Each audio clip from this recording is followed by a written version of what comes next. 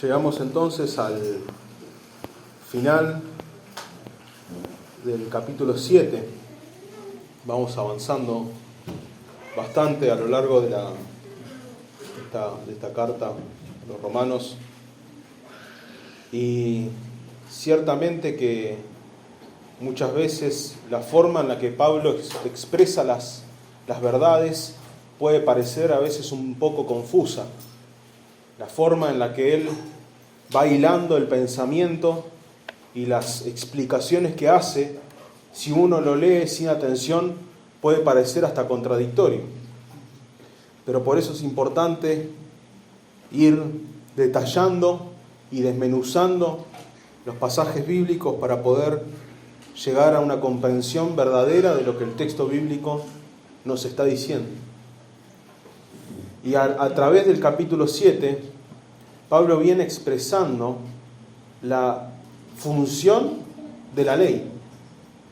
Hace una analogía sacada del matrimonio para explicar cómo la ley, en cierto sentido, tenía sujeto al hombre y el hombre no podía salir de esa ley si no moría primero.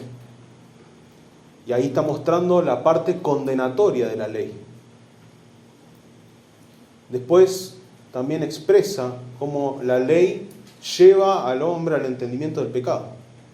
Y cómo el hombre en una condición caída, sin Cristo, halla en la ley motivación para pecar más. La ley le muestra su pecado y le muestra lo que está mal, le muestra el límite y el ser humano caído lo transgrede. Pero ahora Pablo, luego de hablar acerca de su vida pasada antes de Cristo y de cómo la ley lo alumbró en cierto sentido en la situación en la que estaba él como muerto en el pecado, pasa a hablar de la ley, porque sigue hablando de la ley, ahora estando en Cristo, teniendo vida.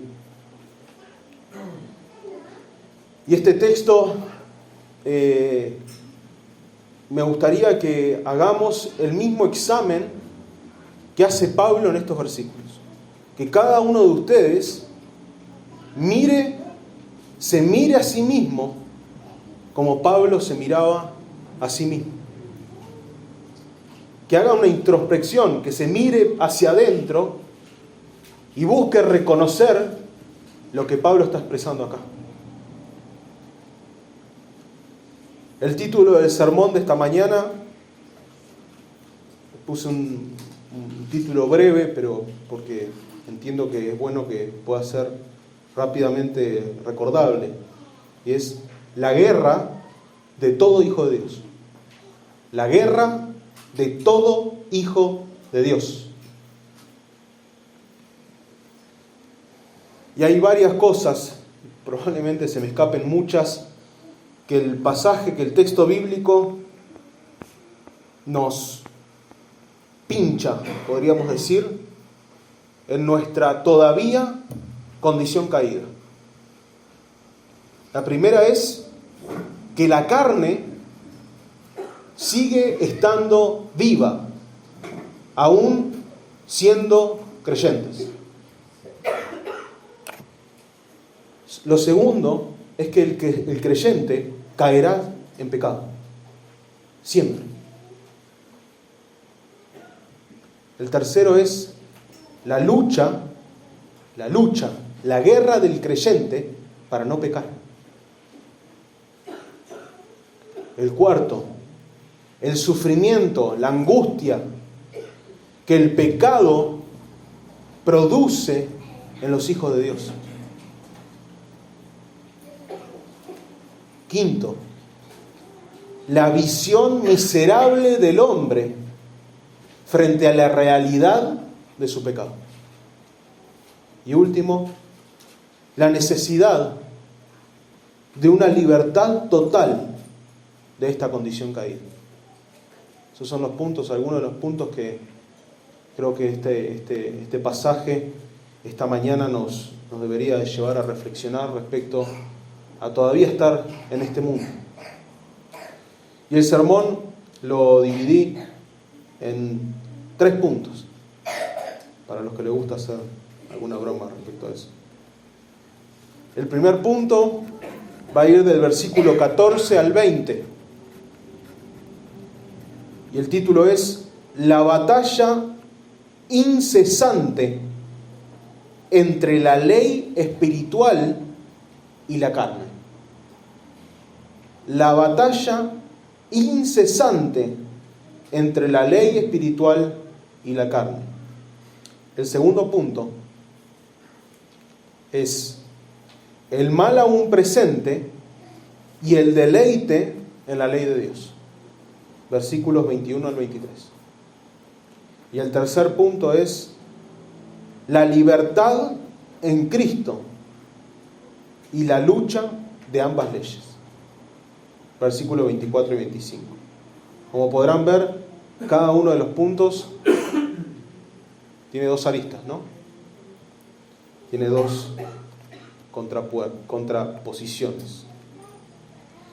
Vamos a empezar a desarrollar el primer punto a partir del versículo 14. Y lo voy a volver a leer. Porque sabemos que la ley es espiritual, mas yo soy carnal, vendido al pecado. Este versículo está directamente conectado con el versículo 13. Pablo viene haciendo una serie de preguntas y esas preguntas tienen el propósito de responder posibles argumentos que se levanten contra lo que Pablo está afirmando. Quizás en versículos anteriores, cuando Pablo mostraba esta parte de la ley en la que te lleva a condenarte, alguien dijera, bueno, pero entonces la ley es mala. Y Pablo dice, no, de ninguna manera. La ley no es mala. Termina diciendo que la ley es santa, justa y buena. Y el versículo 13 también empieza con una pregunta de ese estilo. Luego, lo que es bueno, ¿vino a ser muerte para mí? Está explicando, ¿es acaso la ley la que se hace muerte para mí? ¿Aquello que es bueno? Y él dice, no, es el pecado lo que te lleva a la muerte. Y la ley es el medio por el cual el pecado se hace evidente en tu vida. Pero no es la ley la que te mata, es el pecado que te mata. Y ahí es donde marca, a partir del versículo 14, y empieza a hacer ese contraste entre la ley de Dios y nosotros. Y quiero hacer una aclaración también, porque quizás muchos piensan que este texto no está refiriéndose a Pablo ya salvo, sino que piensan que está hablando todavía de su condición antes de Cristo. Pero vamos a ver que eso es imposible, por lo que el mismo texto dice. Muchos lo quieren argumentar así porque les parece muy crudo quizás lo que Pablo dice de su realidad frente al pecado. Pero cuando desmenuzamos, deberíamos todos ser igual de crudos como Pablo es a lo largo de estos versículos. Empieza diciendo el versículo 14, porque sabemos que la ley es espiritual. Nuevamente, sigue defendiendo la ley. Sigue haciendo una explicación de la ley. Y ahora dice que la ley es espiritual. Y ahora podríamos entender 2 razones por las cuales la ley es espiritual.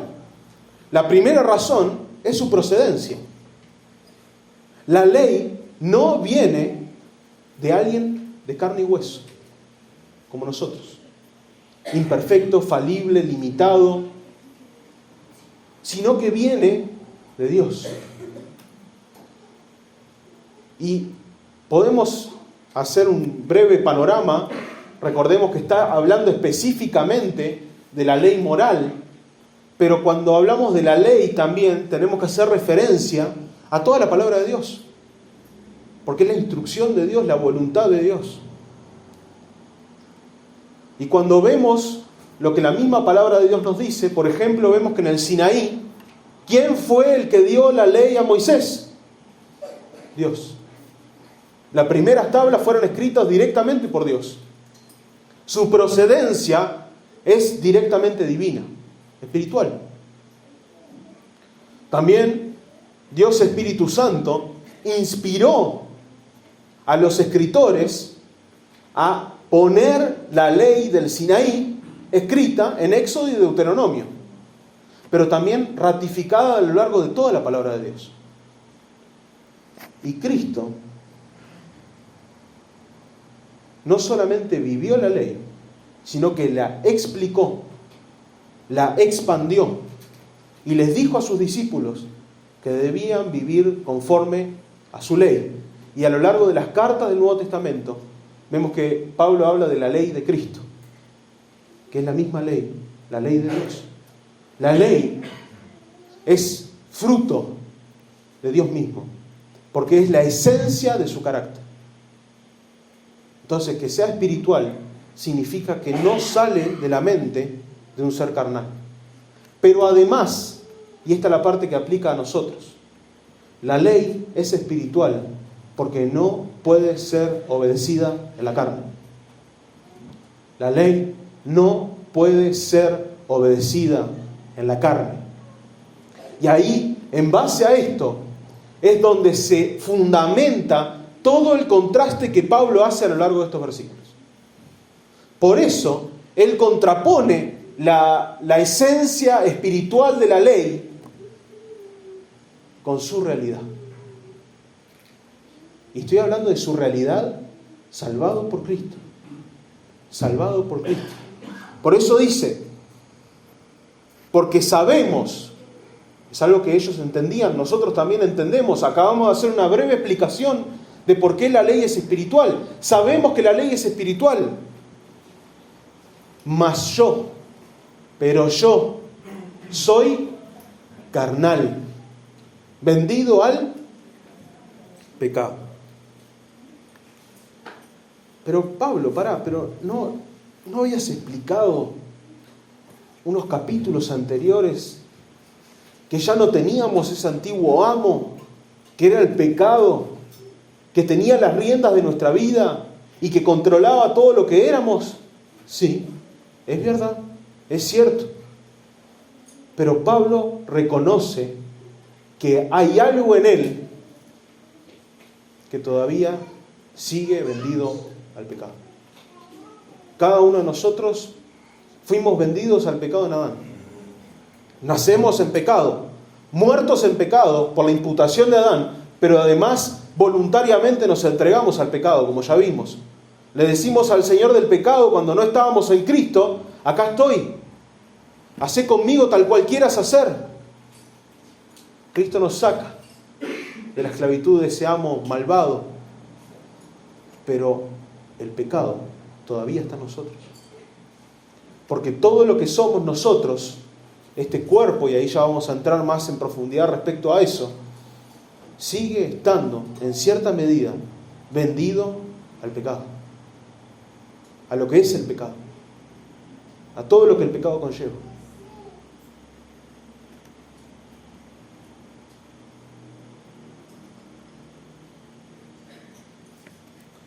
Sigue diciendo versículos 15 al 17. Porque lo que hago no lo entiendo, pues no hago lo que quiero, sino lo que aborrezco, eso hago. Y si lo que no quiero, esto hago, apruebo que la ley es buena. De manera que ya no soy yo quien hace aquello, sino el pecado que mora en mí. Y acá es donde empieza esta especie de argumento que a veces puede confundirnos un poco. Pero acá Pablo está presentando, y por eso decimos que realmente está hablando de su condición en Cristo, el cambio que Dios hizo en su vida. ¿Cómo era Pablo antes de Cristo? Fariseo, pero era perseguidor de la iglesia. O sea que él tenía una cierta admiración por la ley, pero una admiración incorrecta. Tenía una cierta admiración e idolatría en un sentido por la ley, pero era incorrecta. Y quizás podía conocer al Dios del Antiguo Testamento en un sentido lógico, pero no lo conocía relacionalmente. Cristo lo salva. Y cuando Dios salva a alguien, cambia su voluntad. Cambia su voluntad. Ahora, la voluntad de Pablo no es la misma de la que era antes. Y es por eso que puede decir, porque lo que hago no lo entiendo, pues no hago lo que quiero, sino lo que aborrezco, eso hago. Y acá es donde deberíamos empezar nosotros, en nuestras mentes, a identificarnos con lo que Pablo dice. Pablo está presentando una incomprensión en sí mismo. Pablo dice, ¿cómo puede ser? Quiero hacer esto. Quiero hacer esto. Pero de repente se encuentra con la condición, con la situación de que hizo todo lo contrario. ¿No te pasa? Y ya va a ir desarrollando, desmenuzando qué es eso que quiere hacer pero no puede. Y qué es lo que hace que no quiere hacer. Pero además nos dice que eso que no quiere hacer lo aborrece. Lo odia, lo detesta. Le da repugnancia. Pero aún así lo hace.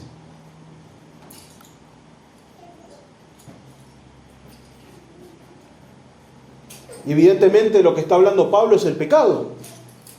Lo que a Pablo le aquejaba en lo más profundo de su ser era de que Dios le había dado la capacidad y la voluntad de querer obedecerle. Pero Pablo encontraba en él algo que lo llevaba a hacer todo lo contrario. Y cada vez que pecaba, decía, esto lo aborrezco, esto lo odio, lo detesto, no lo quiero para mi vida. ¿Cómo puede ser? ¿Cómo puede ser que siga cayendo en estas cosas? ¿Cómo puede ser que siga pecando? Y esa incomprensión es la que nosotros deberíamos tener nosotros. No como una irresponsabilidad, de decir, me lavo las manos, no entiendo qué pasó. No. Sino la incomprensión de entender de que Dios te cambió tu voluntad.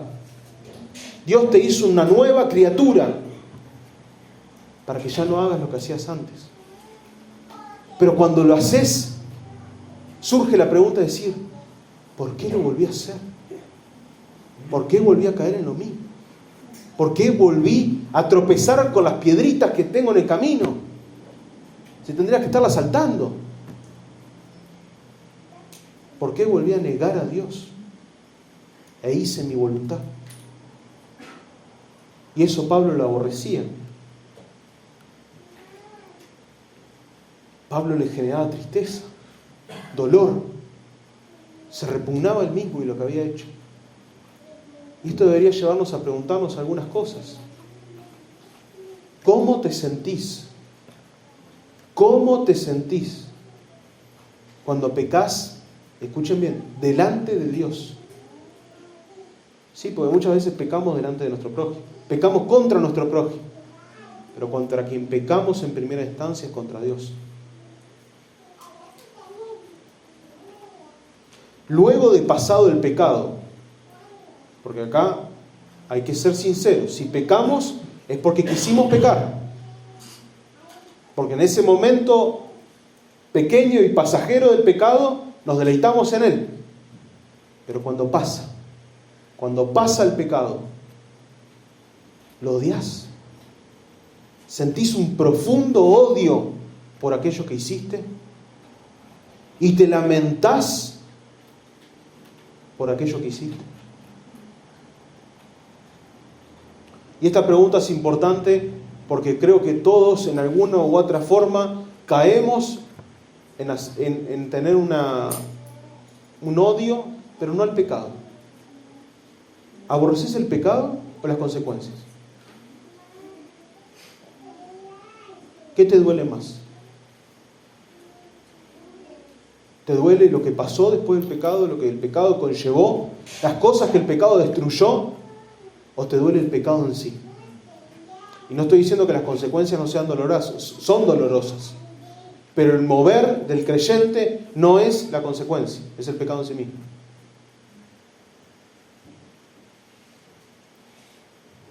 Y acá lo que empieza a mostrar Pablo, y esta es la pregunta que está enfocada hacia eso, es: ¿entiendes que la ley es solamente posible vivirla por medio de la obra del Espíritu Santo y no por medio de la fuerza de la carne?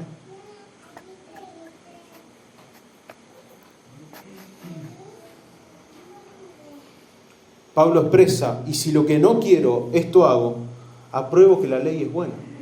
Pablo estaba entendiendo de que cada vez que él trataba de hacer lo que Dios le pedía en la ley a través de sus propias fuerzas, no podía. Aún siendo salvo, no podía. Y la ley es buena, la ley nunca deja de ser buena. Y la ley es buena para el creyente porque nos muestra que no podemos. Por eso empieza diciendo: porque la ley es espiritual. Porque a pesar de estar en Cristo, no podemos. ¿Cuántas veces trataste de luchar con un pecado vos solo? No vas a poder. No vas a poder. Porque la obediencia a Dios no sale producto de la fuerza de la carne, sino que sale producto de la obra regeneradora y santificadora del Espíritu Santo. Y cada vez que pecamos, la ley nos muestra en su bondad ahora para con nosotros y nos lleva delante de Dios a entender lo que hicimos mal, el pecado que hay todavía en nosotros, pero cuál es la voluntad de Dios para nosotros. Entonces Pablo tenía en su cabeza y decía: sé lo que tengo que hacer, quiero hacerlo, busco hacerlo. Esta es mi voluntad, la voluntad que Dios transformó, la voluntad que Dios me dio por medio del Espíritu Santo. Pero hallo algo en mí que va totalmente contrario a esa voluntad que Dios me ha dado. Y ahí es donde llega el versículo 17 que dice: de manera que ya no soy yo quien hace aquello. ¿Por qué está diciendo eso? Porque si él no quiere hacerlo, en cierta forma dice: no soy yo. Si yo en mi mente, en mi ser, me niego a querer hacerlo, pero aún así lo hago, no soy yo. Y ahí está la incomprensión. ¿Quién es? ¿Qué tengo? ¿2 Federicos? ¿Hay 2 Pablos? Y ahí Pablo dice e introduce otro personaje, que es el mismo en cuestión, sino el pecado que mora en mí. Pablo no se está lavando las manos. No está agarrando y está diciendo: toma pecado, todo mi pecado es tuyo. Yo, Pablo, no. Sino lo que está mostrando es que en él hay un nuevo querer, una nueva voluntad, dada por Dios, pero todavía vive en él, mora en él, está vivo, está latiendo ahí el pecado. Y ese pecado es el culpable de que Pablo todavía siga cayendo en aquello que ahora no quiere hacer. Siga pisando el palito que no quiere pisar. ¿No te sientes identificado? ¿No tienes algo dentro de ti, el Espíritu Santo, si eres hijo de Dios, que te muestra y te dice: es esto, es acá? Pero ¿no sentís también que hay una tirantez que te quiere llevar para otro lado?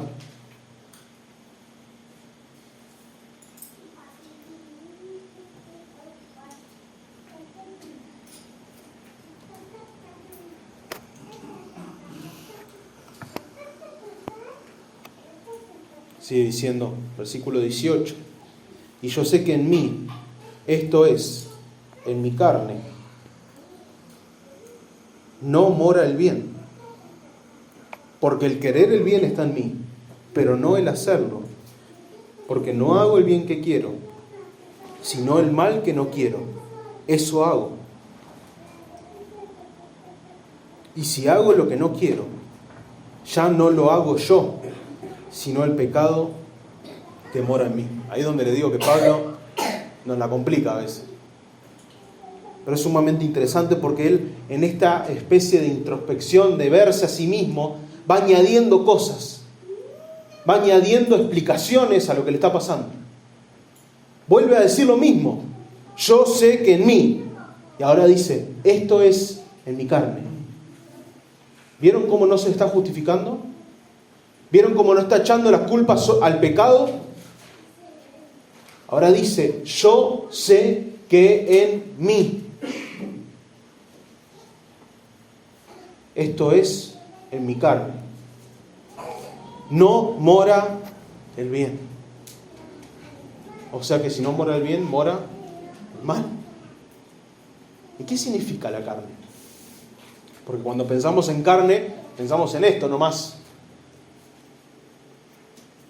Ahora, yo nunca vi un pelo mío pecar. Yo no vi un pedazo de tejido mío, un tendón, pecar. Que fuese el que hiciera el pecado. Tampoco podemos culpar a este cuerpo en un sentido físico de nuestro pecado. Porque eso es lo que hacían los gnósticos. Eso es lo que hacía la filosofía. En un sentido decían, yo por dentro soy puro, pero es mi cuerpo lo que está medio mal. Cuando habla de la carne, habla de todo lo que está relacionado directamente con nuestra condición caída como seres humanos. ¿No están tus emociones caídas? ¿No están tus pensamientos caídos? ¿No está tu boca caída? Lo que hablas, lo que dices, tus acciones, ¿sí? Los deseos, los anhelos, todo eso que compone en sí mismo al ser humano, pero que está directamente relacionado todavía con nuestra condición como seres humanos caídos. Entonces, cada vez que Pablo dice mi carne, está hablando de esa parte de él que aún está relacionada con estar en este mundo caído. ¿Son todos los pensamientos del creyente puros? No. ¿Son todas las palabras del creyente puras? No. Ahí está tu carne. Ahí está tu carne. ¿Son todas tus acciones puras? Ahí está tu carne. Y Pablo lo veía. Pablo lo identificaba en sí mismo.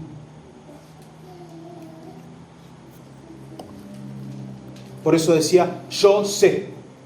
Tenía una certeza, tenía una convicción. ¿Te ves a ti mismo así?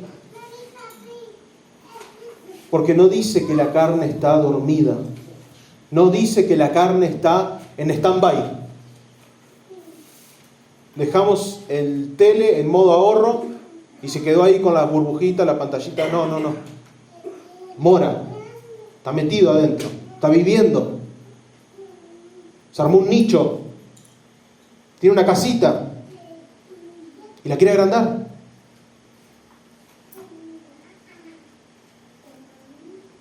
La quiere agrandar.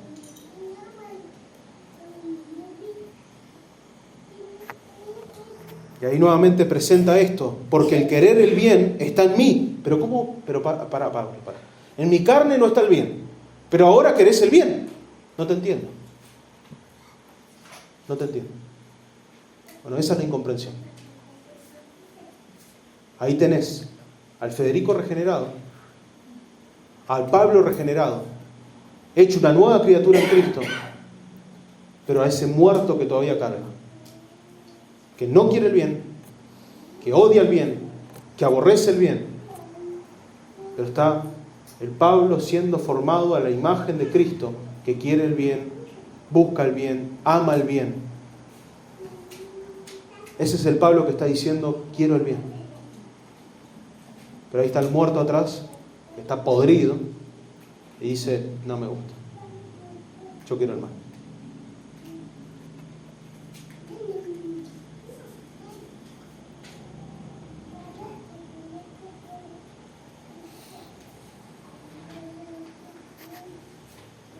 Y evidentemente, esto nos muestra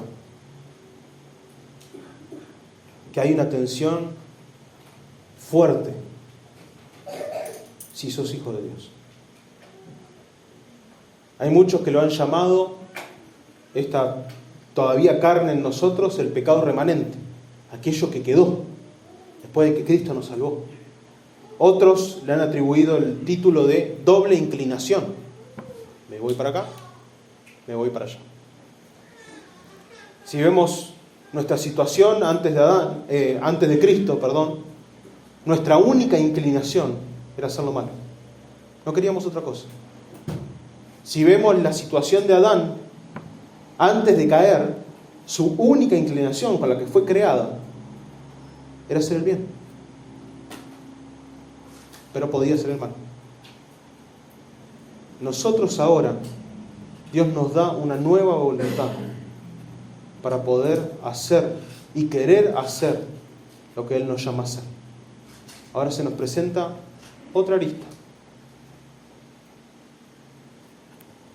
Pecar y hacer la voluntad de Dios. Y muchos han hecho una especie de talacruz y han hecho una que baja y una que sube. Bueno, así estamos nosotros. Tenemos la carne que debería ir bajando. Y tenemos el querer hacer la voluntad de Dios que debería ir subiendo. Y durante esta tensión, esta batalla, esta lucha entre la ley que es espiritual, que nos guía el Espíritu Santo a hacer y a obedecer a nuestro Padre Celestial, y la carne que aún está ahí pinchando, pujando, queriendo arrastrarnos, queriendo agrandar la casita, es donde debemos examinarnos.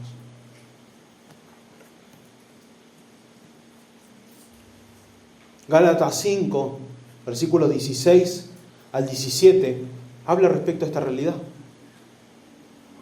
Dice, digo pues, andad en el Espíritu, y no satisfagáis los deseos de la carne. ¿Están los deseos ahí? Todavía hay deseos de la carne. Porque el deseo de la carne es contra el Espíritu. Le hace guerra, batalla contra el Espíritu. Y ahí el Espíritu está hablando del Espíritu Santo, está en mayúscula. Y el del Espíritu es contra la carne. No se dan la mano nunca. No hay un tratado de paz. Hay guerra. Todo el tiempo. Guerra. Y estos se oponen entre sí para que no hagáis lo que quisierais. El Espíritu Santo, en todos los que son hijos de Dios, está refrenando constantemente nuestra voluntad y nuestra carne para no hacer lo que queremos. Porque si damos rienda suelta a nuestra carne, las consecuencias pueden ser terribles. Y hay ejemplos de eso en la Biblia. David le dio un poco de rienda suelta y trajo consecuencias a él, a su hijo, a Betsabé, a la esposa de Betsabé y a todo el pueblo.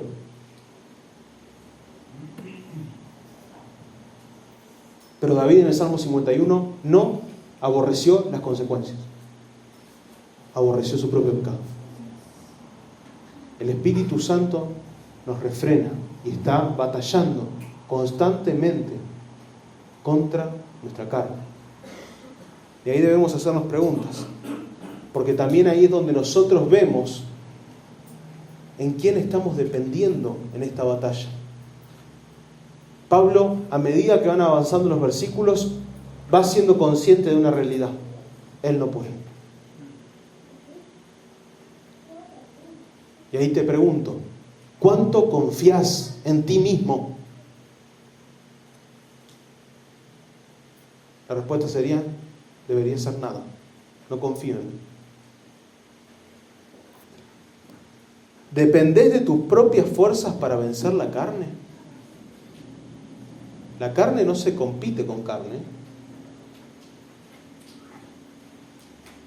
¿Examinás tu vida constantemente a la luz de la palabra de Dios y en oración, buscando la maldad que aún mora en ti? ¿Buscando el pecado que aún mora en ti? Un examen sincero, honesto. Ahí es donde la ley es buena. Cuando nos sentamos delante de la ley y empezamos. Acá no, estoy mal. Acá estoy mal. Acá estoy mal, Señor. Hoy hice tres mandamientos. Está todo mal.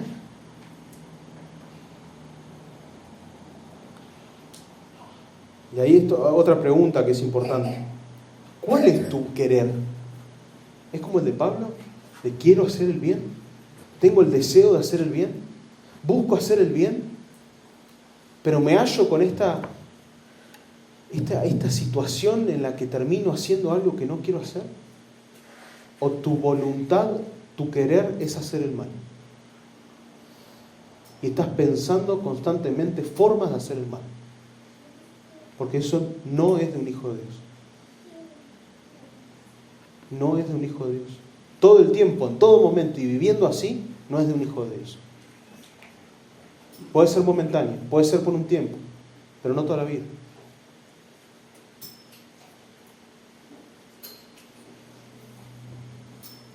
Y ahí está otra pregunta para que nos examinemos. ¿Prefieres vivir conforme a los deseos de la carne o conforme a la ley de Dios? La respuesta indicará dónde está tu corazón. Porque no se puede estar en Cristo y desear vivir como la carne dice que tenemos que vivir. Porque eso es una mentira.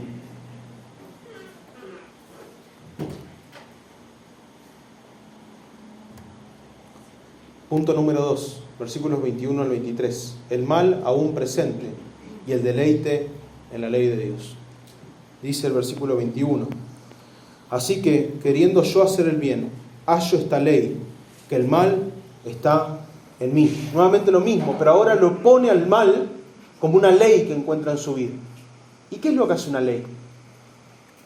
Da instrucciones, mandatos, ordena, te marca una voluntad, te marca qué debes hacer. Pablo dice, encuentro en mí esta ley, que el mal está en mí. Hay una ley dentro de él que quiere, que le demanda a Pablo hacer lo que está mal y hacer el mal. Y esto lo está matando, lo tiene mal, lo tiene escarbando en su corazón.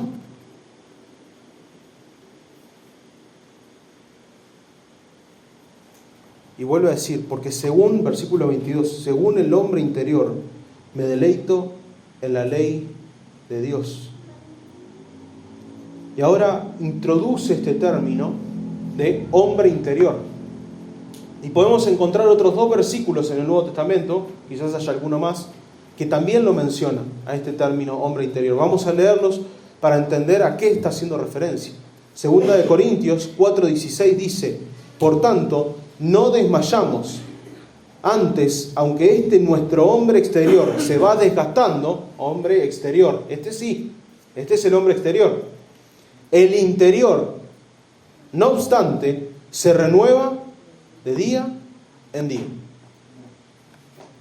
Efesios 3:16 dice, por esta causa, doblo mis rodillas ante el Padre de nuestro Señor Jesucristo, de quien toma nombre toda familia en los cielos y en la tierra, para que os dé, conforme a las riquezas de su gloria, el ser fortalecidos con poder en el hombre interior por su Espíritu, para que habite Cristo por la fe en vuestros corazones, a fin de que, arraigados y cimentados en amor, seáis plenamente capaces de comprender con todos los santos cuál sea la anchura, la longitud, la profundidad y la altura, y de conocer el amor de Cristo, que excede a todo conocimiento, para que seáis llenos de la plenitud de Dios.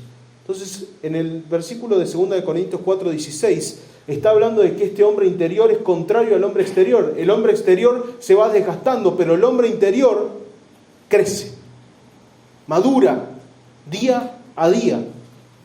Y Efesios habla de que en la oración que Pablo está haciendo por estos creyentes, en el poder del Espíritu Santo, ese hombre interior sea fortalecido. ¿Para qué? Para que habite Cristo. Entonces podríamos entender, podríamos ver de que este hombre interior es la nueva criatura que Dios se está formando en cada uno de aquellos, las personas que Él salvó. Y no lo está conformando conforme a Federico, sino que lo conforma conforme a Cristo. Ese hombre interior es el resultado directo del nuevo nacimiento. Es un bebito que va creciendo, se va fortaleciendo día a día. Y ese hombre interior del que habla Pablo, ese hombre interior regenerado, ese hombre interior nacido de nuevo, se deleita en la ley de Dios. Ese hombre interior es el que tiene la voluntad que Pablo dice, esto quiero, el bien quiero. Su voluntad regenerada dice, quiero hacer el bien. La obra que Dios está haciendo, el Espíritu Santo, conformando el carácter de Cristo en él, le está diciendo, quiero hacer el bien. Me deleito en la ley de mi Dios. Me deleito en vivir conforme como Dios me manda a vivir. En estudiarla, en escudriñarla, en ponerla por obra. Porque así vivió Cristo. Él tuvo deleite en hacer la voluntad de su Padre, que era cumplir la ley. Y cada hijo de Dios en Cristo tenemos el deleite y debemos tener el gozo y el deleite de vivir conforme a lo que Dios nos manda en su palabra. Ese es el hombre que Dios está formando en cada uno de sus hijos, Cristo. Y ese Cristo, siendo formado en cada uno de nosotros, está batallando contra la carne. Pero también esto nos tiene que llevar a preguntar, ¿te deleitas en la ley de Dios? ¿Te deleitas en obedecer a Dios? ¿O lo haces a regañadientes? Porque si lo haces a regañadientes, como los fariseos, probablemente no sea porque hayas realmente conocido a Dios. Pero si te deleitas, encontrás placer, como los salmistas hablaban acerca de ese deleite que tenían en meditar, en escudriñar y en vivir conforme a la ley de Dios, es porque Cristo está siendo formado en vos.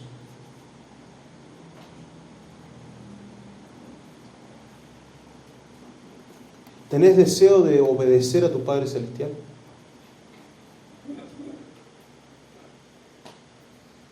¿Y ves dentro de ti una diferencia conforme a lo que eras antes de Cristo? ¿Hay un cambio en ti? ¿Ha cambiado lo que te deleitaba? ¿Se cambió ese deleite por hacer el pecado para ahora hacer la voluntad de Dios? ¿Ha sido cambiado ese deleite en ti?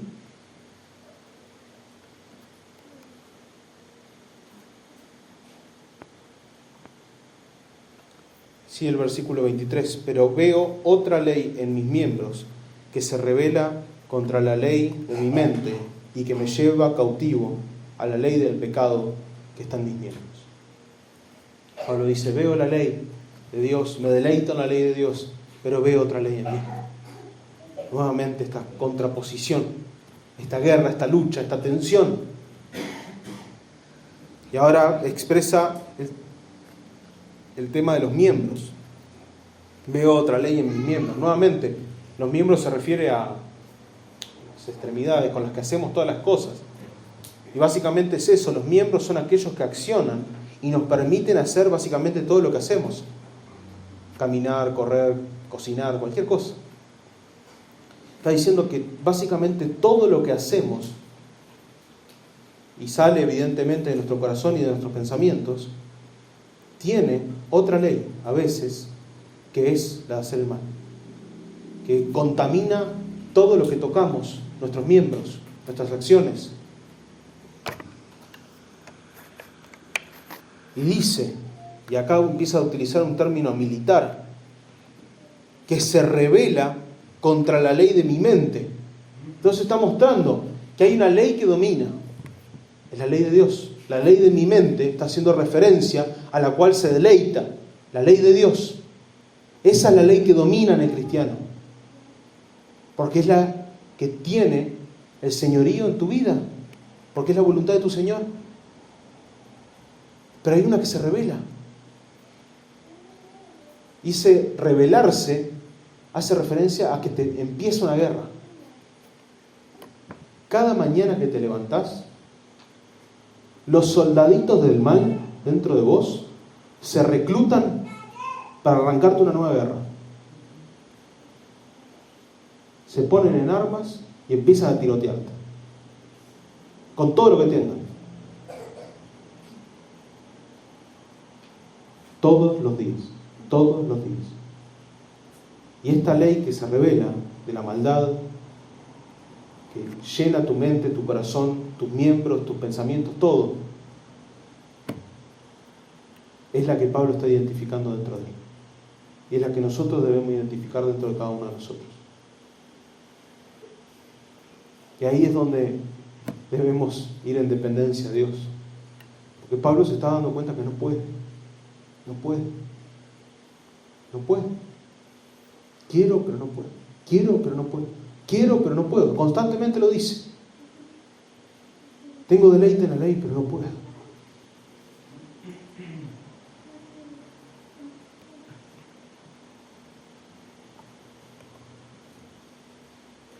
Y además dice que cuando peca, el versículo 23, y que me lleva cautivo a la ley del pecado que está en mis miembros.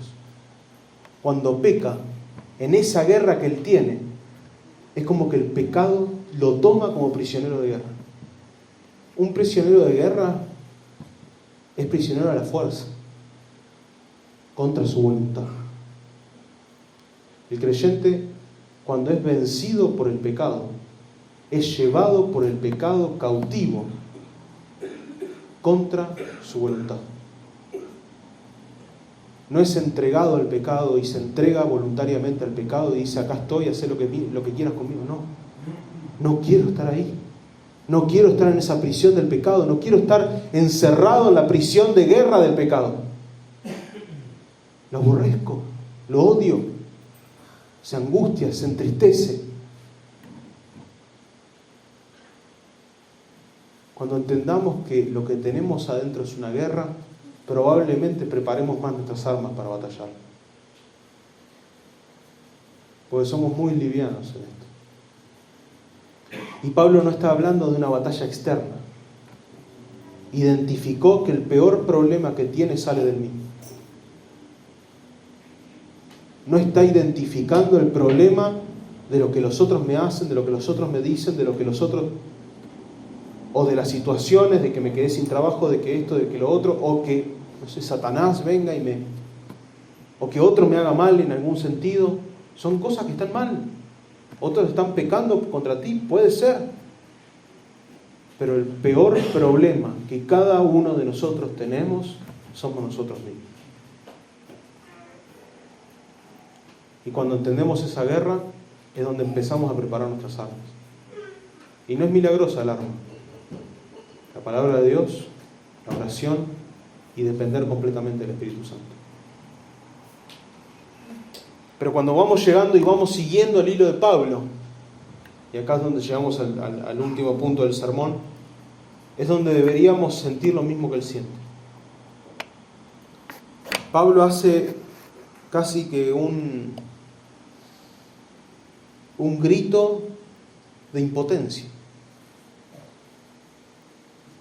Un grito no es desesperación, es decir, no puedo más. Por eso dice, miserable de mí, miserable de mí. La palabra original tiene sentido, porque la traducción no es muy adecuada quizás, o no se tiene un término concreto para esa expresión, pero es alguien que tuvo que caminar y camina constantemente un camino sumamente dificultoso. Y es como que alguien de afuera lo mira y dice, pobre desgraciado. Pero Pablo no lo mira hacia otro, se mira a sí mismo. Y no está diciendo, qué miserable el pecado.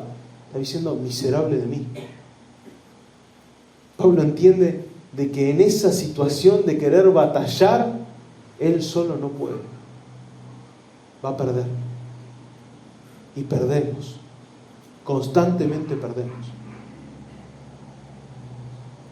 Y cada vez que perdemos y caemos en pecado, deberíamos hablar como Pablo habló acá y exclamar como Pablo exclamó, miserable de mí. Qué miserable. Esa es la tristeza, la angustia de una guerra, de una batalla. Y si la batallamos nosotros, perdemos.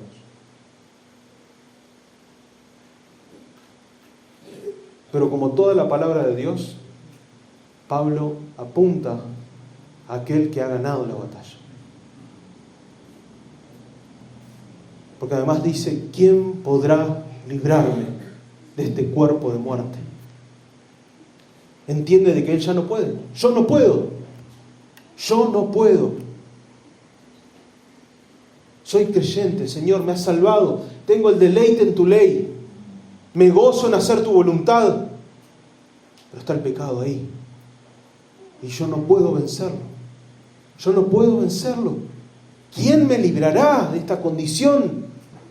¿Quién me sacará de este cuerpo de muerte? La respuesta es Cristo. Cristo nos salvó de nuestro propio pecado. Cristo pagó en la cruz todos nuestros pecados. Por eso dice, gracias doy a Dios por nuestro Señor Jesucristo. Incluso en esta guerra, esta lucha tenaz, ardua, cansadora, desesperante, es motivo para dar gracias a Dios. Porque cada vez que luchamos, decimos gracias, Señor, porque no depende de mí, no depende de mí, no depende de mi fuerza, no depende de que yo mantenga lo que tú me has dado,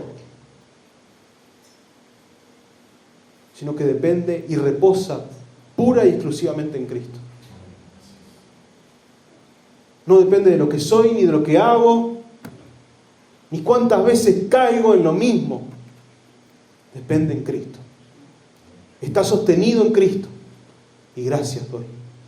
Porque además Cristo nos da todos los medios en la potencia del Espíritu Santo para vencer la tentación.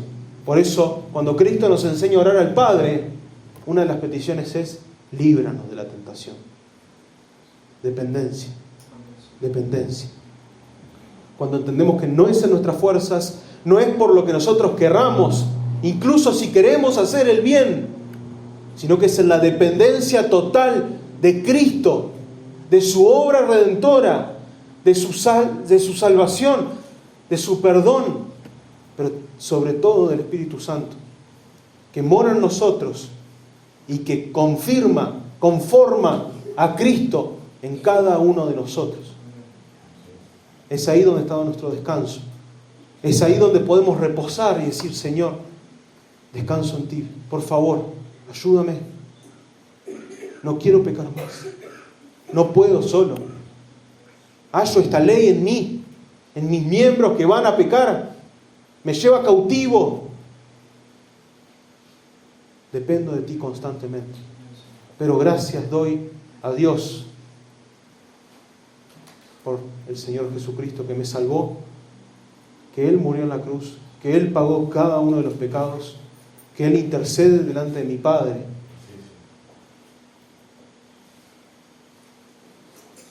Y sobre todo dice, ¿quién me librará de este cuerpo de muerte? ¿Saben qué? Cristo vuelve. Cristo nos va a librar de este cuerpo de muerte. Cristo no deja las cosas sin terminar. Él se fue, Él volverá y nos sacará esto. Lo que nos lleva a pecar. El pecado remanente en nosotros, la carne, va a morir. Ya está. No va a haber más muerte. No va a haber más llanto, sufrimiento, pecado, ni posibilidad de pecar cuando Cristo vuelve. Primera de Corintios, capítulo 15, versículos 52 al 57 dice: en un momento, en un abrir y cerrar de ojos, a la trompeta final, pues la trompeta sonará y los muertos resucitarán incorruptibles. Esto corruptible, no más.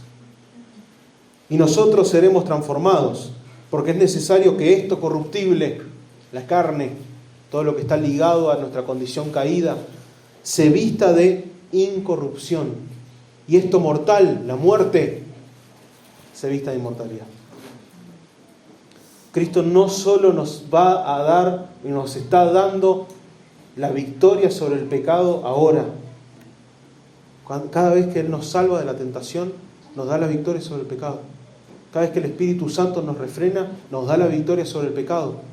Todo es en sus méritos, pero Él nos dará la victoria total cuando Él vuelva por segunda vez. Él es quien nos puede librar del cuerpo de muerte. Pero si no estás en Cristo, no solamente eres miserable,